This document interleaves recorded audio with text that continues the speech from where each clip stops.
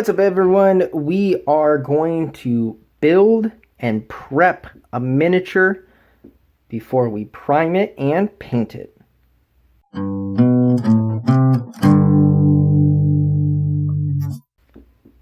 Alright, so I did a video on all the products that I use when painting miniatures, and now with this video, this is going to be the first one in the series, kind of walking through the steps for any brand new beginners.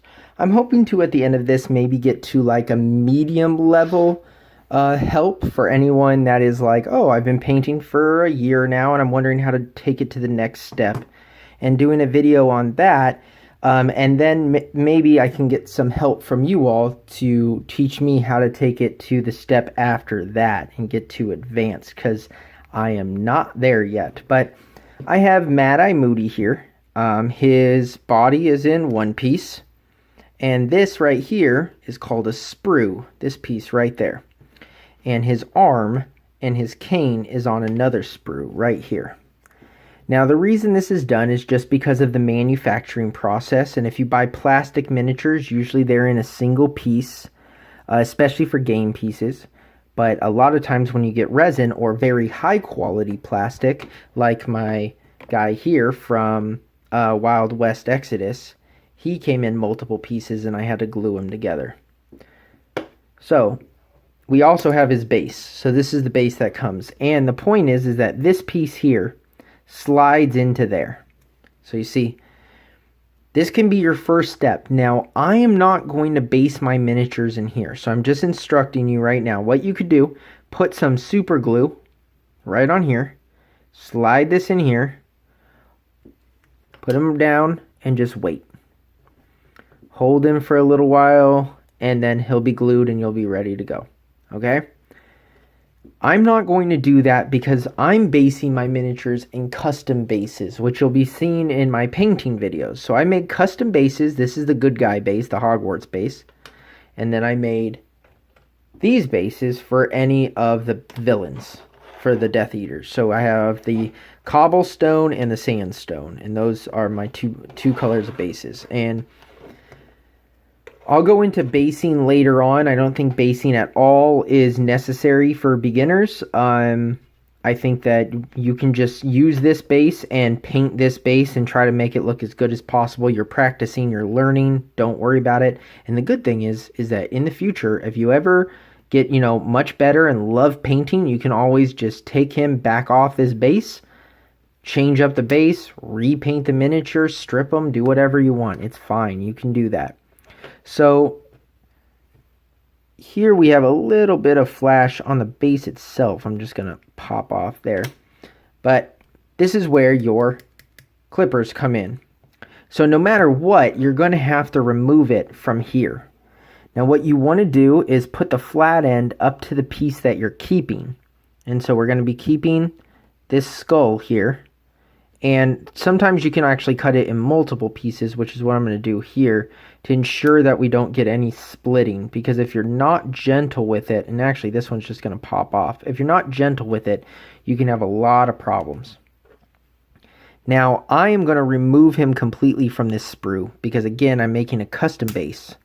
So we're going to snap that piece off and snap this. And I'm doing it very slow and doing it with very light pressure until it pops. You don't want to force it. It's not like you're using scissors. You have to be very, very gentle. Now, if you just take his arm and stick it to here, for the most part it works. Okay. Now, some miniatures you might want to keep them separate because it makes it easier to paint. But this guy, he's got a ton of room in here, a ton of room in there. We're good. This right here is his arm for his jacket, which means it's going to be all the same color anyway. So we're not worried about that. We're just going to glue it together. There's also another stage of this, and that's if you have gaps. We would fill that with some green stuff. But because this is for very, very beginners, we're not going to go over green stuff in this video. I think I will do green stuff in a later video. And luckily, he doesn't really look like he needs it. Now, I probably will do it myself, but it's not that necessary. So, the next step is the files. Wait, did I? Oh, I took out the file I actually wanted earlier when I did the last video. So now we have the files. One thing you're going to want to do is file off anywhere where you clipped. And so right now I'm filing the bottom of his shoes because that's where I clipped. And I want it to be flat.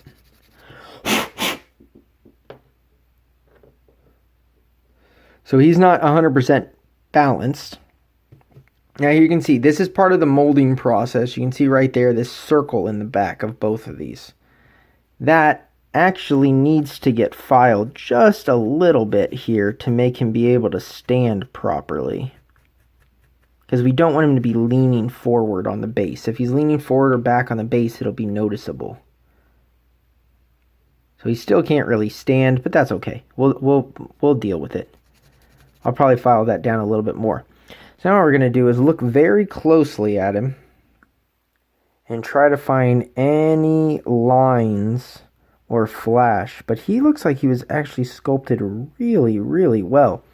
So right here, we have some flash inside the center of his armhole.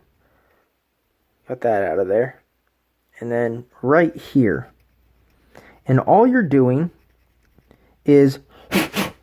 See, I scraped it a little bit. Now you can actually see that white line in there. It's probably easier for me to see than it is for you to see on the camera.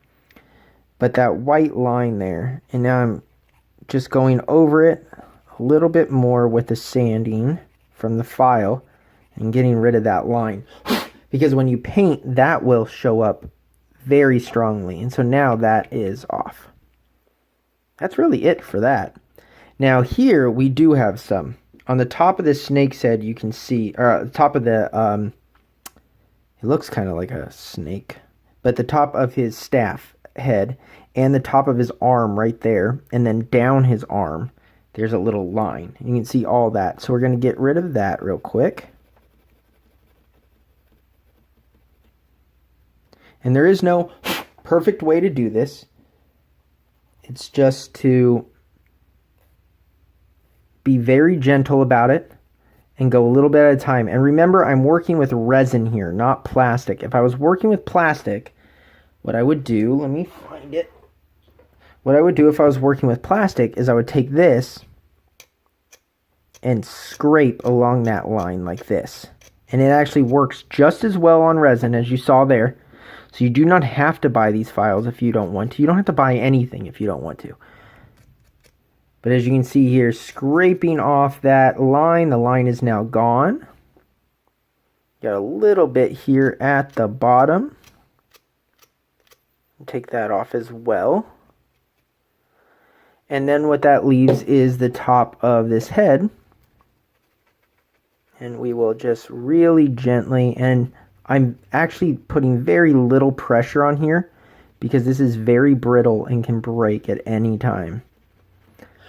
Now I'll clean this up more. I don't want to belabor the point too much.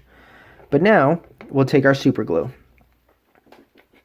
And if you can store the super glue upside down, it works a lot better. Just letting you know. Because otherwise it stays in here and does not want to come out. Now, less is more on this. As you hear with many, many things in life, less is definitely more. You want just a touch. So as soon as that drop comes out, go ahead and just sink that in there. And the reason I like the Gorilla Super Glue is you do not have to be as fast as possible. It also comes off of your hands pretty easily if you accidentally get it on your hands. Position his staff exactly where you want it. You may have to move it around a little bit to make sure that it positions where you want it. Just hold it in place for about 10 seconds or so. And now you're going to leave him alone and let him completely dry before doing anything at all.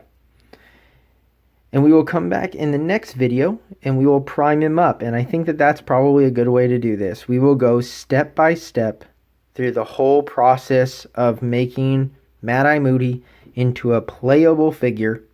The only thing we won't do is I'll do a painting video separate. But I will also do a painting video talking about literally the process of painting, not just the color choices and things like that. So again, all of the products that I used are in the description below. And I get a kickback, which helps the channel if you buy any of the stuff from Amazon. If you are not in the US, some of the products might be a little different, but you could probably definitely, well, I can say you can definitely find at your local hobby store or at a local craft store of some type, all of the products that I've been using. But until next time, everyone, thank you so much for watching. Please like and subscribe, and leave any comments below if you have any questions or if you want to know more about any bit of this process. And I will see you all next time.